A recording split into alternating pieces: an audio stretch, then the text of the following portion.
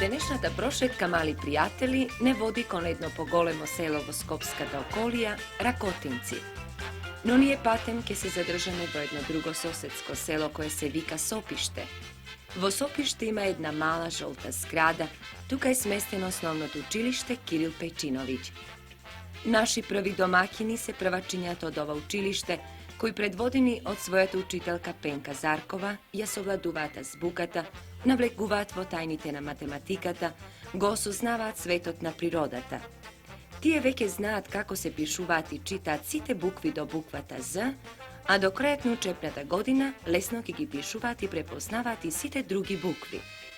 По предметот запознавање на природата, првачињата туку-што го проучија изгледот на една зеленчукова градина во есен, а по математика ни се пофалија стигнале до бројката 5. Во нивната училница, затоплена од збоботената печка на дрва, озарена од нивните очи жедни за знаење, озвучена со тивкиот родителски глас на учителката, тече убавиот училишен живот. Малите прсти го преточуваат знаењето од читанките во тетратките. Читанките, убаво илустрирани со цртежи во боја, личат на сликовници. Во тетратките пак се нижат коси и прави линии, се прегарнуваат меѓу себе и веднаш заличуваат на букви. Првачињата од село Сопиште се исти како и сите првачиња на светот. Мали, вредни, понекогаш раздрагано весели, ведри, внимателни. Цела една миролюбива војска, која наоружена со моливи, тетратки, гуми и љубопитство, води тивка битка со знаењата, битка во која ќе победи.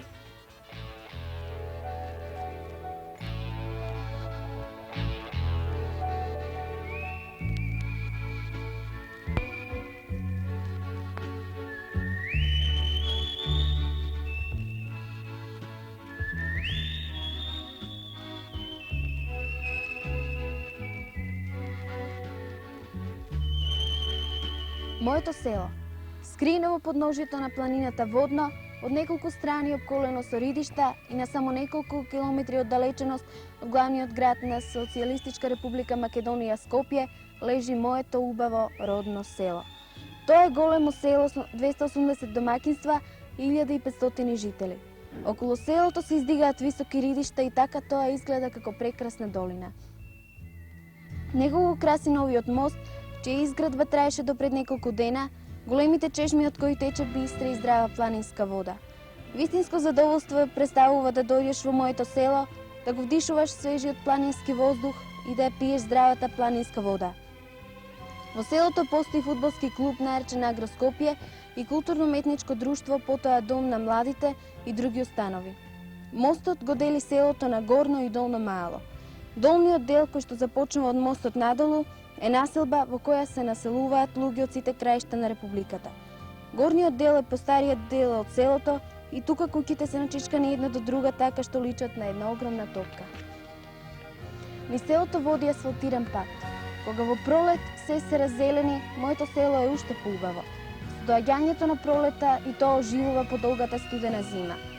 Истото тоа е и во летниот период, а веќе со доаѓањето на есента станува се попусто и попусто. Кога ќе падне првиот снег и селото биде обвиткано со бела снежна обвивка, тоа личи на голема снежна топка стркалана во долината.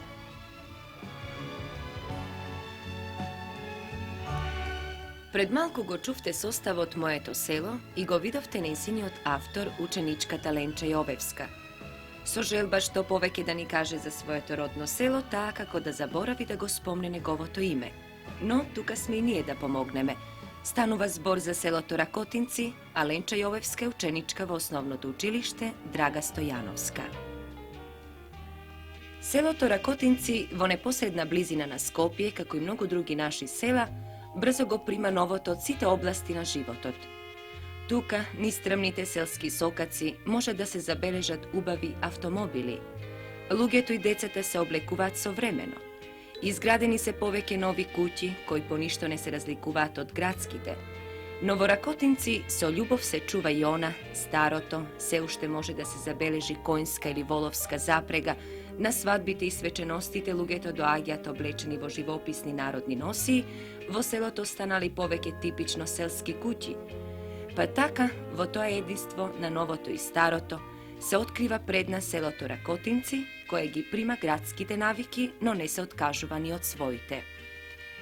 I ovdje život oteče so svojot normalen sekodneven tek.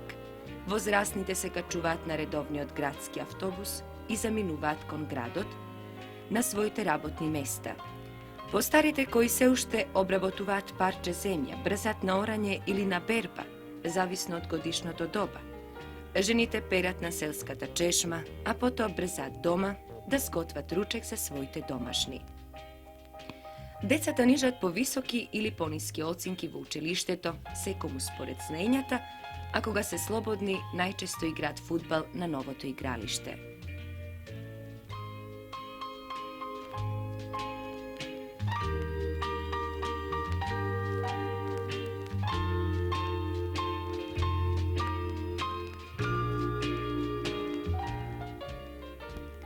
При ова наша прошетка не им обрнавме многу внимание на поновите селски куќи. Не интересираше да дзирнеме во некоја стара селска куќа во која се уште се задржал предедовскиот амбиент.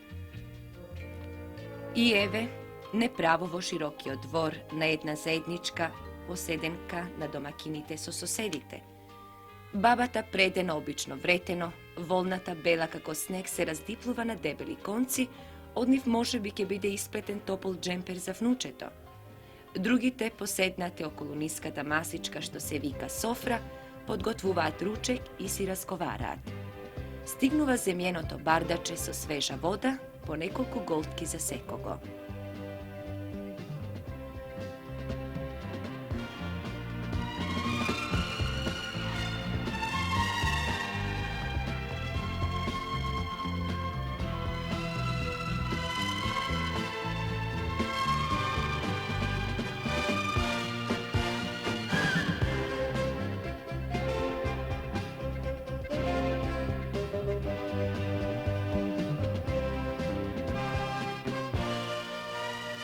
Горе, на пространиот чардак, стигнуваме по дравените скали.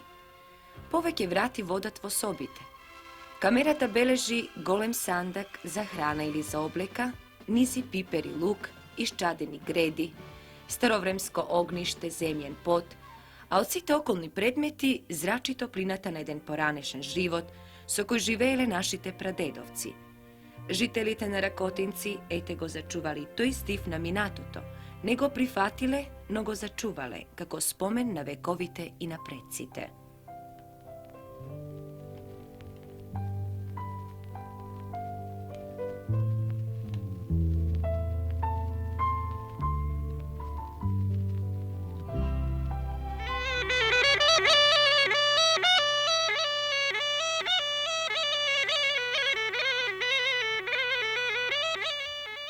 Оро, оро весело, оро, оро сред село.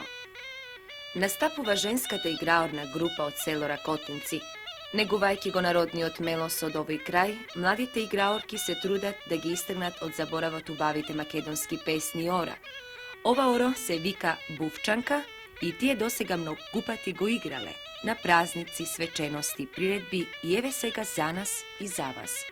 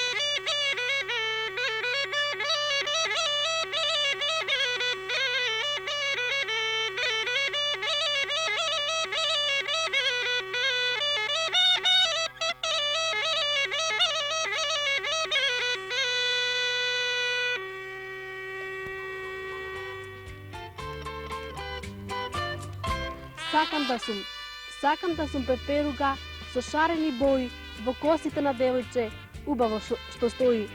Сакам да сум звезда на небото сино, сакам да сум школка крај езеро мирно.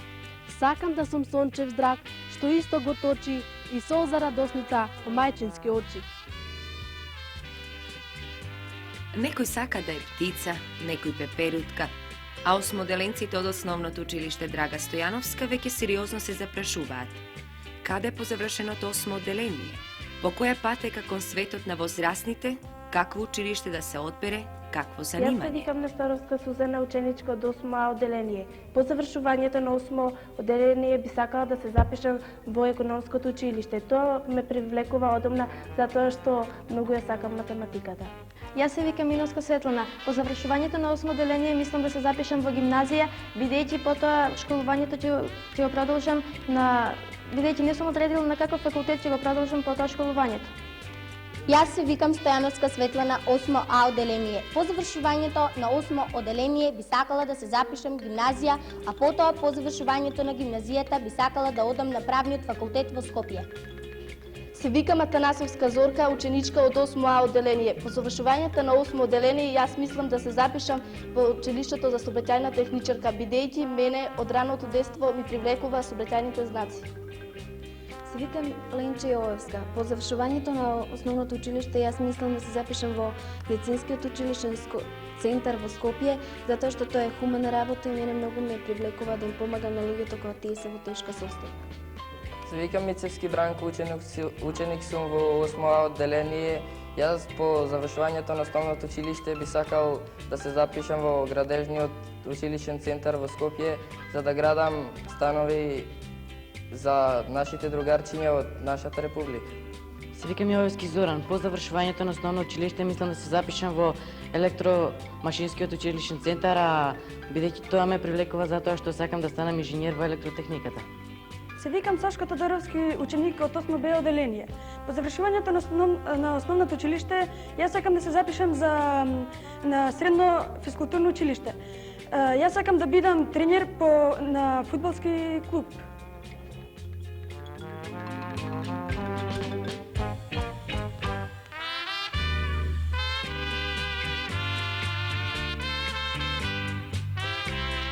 Есен. Есента стигна во секој крај, со дождови силни не натажи нас. Ги испрати птиците од мојот крај, што лее јативок и звонлив глас. А ветрето тивко вее, орачот со својот лук, брза да посее, што повеќе семе. Времето е променливо, сонцето го нема, а лисјата како да велат, есен не доаѓај пак.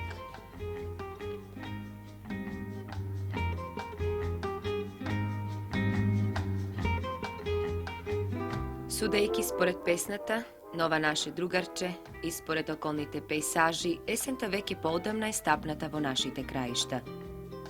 Во еден таков есенски ден, заедно со група ученици од Ракотинци, појдовме да го разгледаме знаменитиот Марков манастир, оддалече неколку километри од селото Ракотинци, од другата страна на асфалтниот пат што води кон Нова Брезница.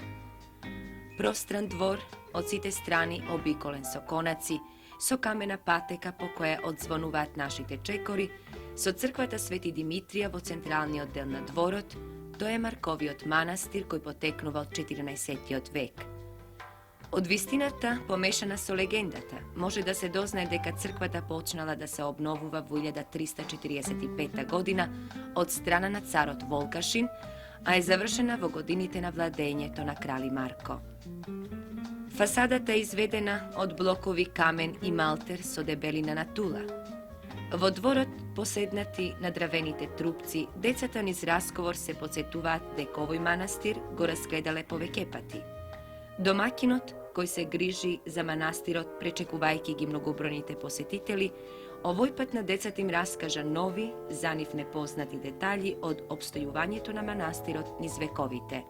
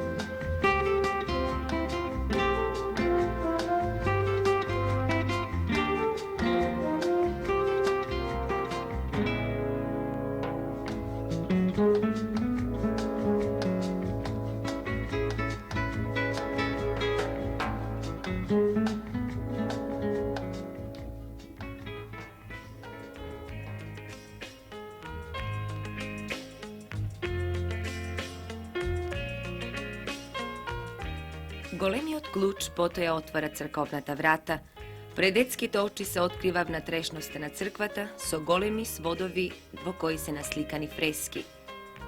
Читаме и за вас од надписот пред црквата. Во сликарскиот опус на Марковиот манастир јасно се разликуваат работите на две групи мајстори. Во старата група мајстори ја карактеризира хармонијата на бојата, особено јако модрило и црвенило. Тие сликата ја изградуваат со слагање на големи светлосни и темни површини. Кај нив линијата доминира над обликот, а фигурите се цртани вешто со живи движења.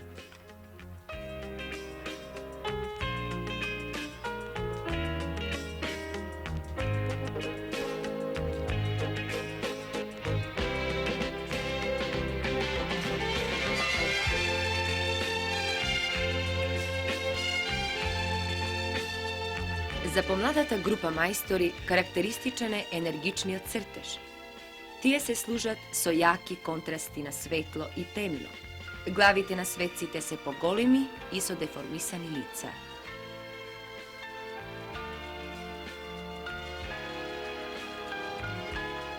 Конзерваторските работи на фреските во оваа црква почнаа во 1963 година, продолжени се неколку години подоцна, а денес на овие фрески им се восхитуваат многобројните посетители на Марковиот манастир.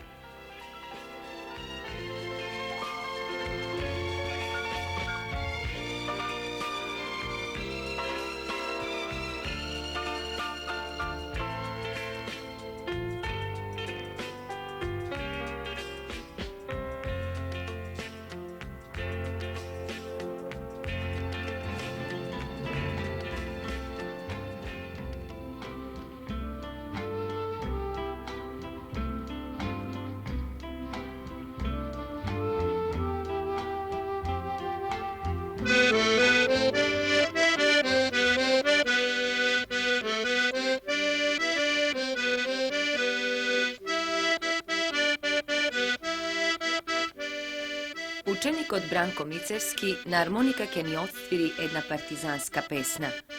Како што е познато, овој крај даде повеќе борци во редовите на славната партизанска војска, а во околните села престојуваа партизанските единици пред да го нападнат и ослободат Скопје на 13 ноември 1944 година. Меѓу нив беше и борецот Драга Стојановска, која го положи својот живот за слободата на овој град. Денес, училиштето во кое учи овој млад музичар го носи незиното име – Централно основно училиште Драга Стојановска.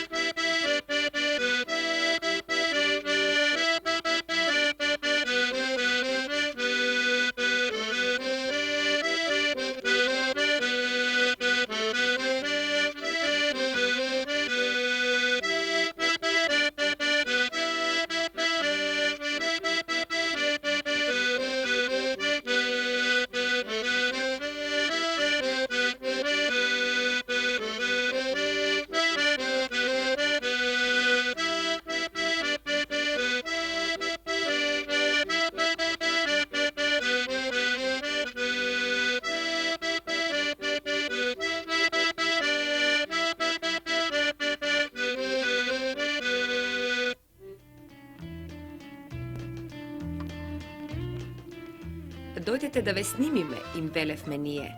Позирајте да ве фотографираме, ни се обраќаат тие. Овој диалог го водевме со членовите на фотосекцијата при основното училиште во село Ракотинци, која брои 20 ученици. Поточно, нивната секција се вика Фотоклуб Вардар 2 и е мощна и активна. Сите значени настани во селото и околината, чии современици се овие деца, се овековечени од нивните фотоапарати.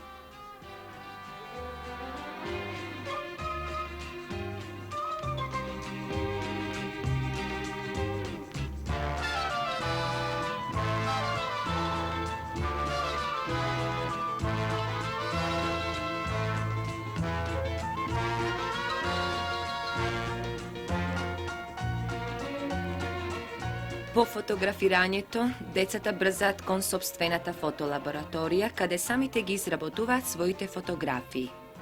Развивањето на филмот и копирањето на фотографиите за нив не представуваат тајна. Тука тие, како искуство, повеќе ќе откријат дали е одбрана точната далечина во метри при фотографирањето, колку треба да се отвори објективот кога времето е сончево или пак облачно, колку време треба да стојат фотографиите во хемиските течности за да не бидат ни премногу црни, ни премногу светли.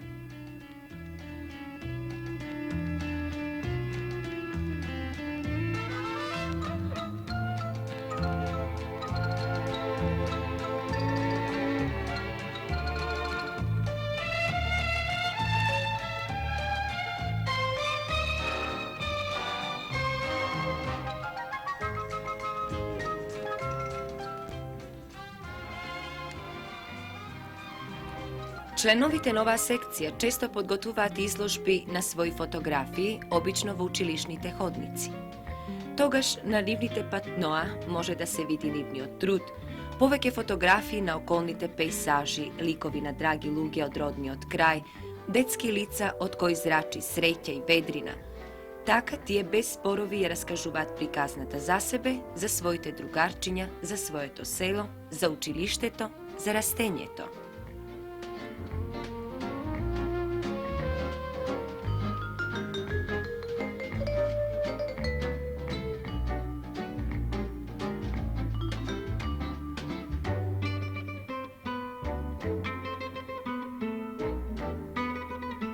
Деца, гледате сега, овој инструмент што го гледате, тоа се вика гајда. Тоа е стар инструмент. Оваа гајда се состои од неколку дела кои ги гледате на неа. Првото е кожа од овца, така наречено штавена. Другото на незе се уцрстени некои коскени, тие се викаат главини коскени. На тие главини се уцрстени гајдарката као прво, која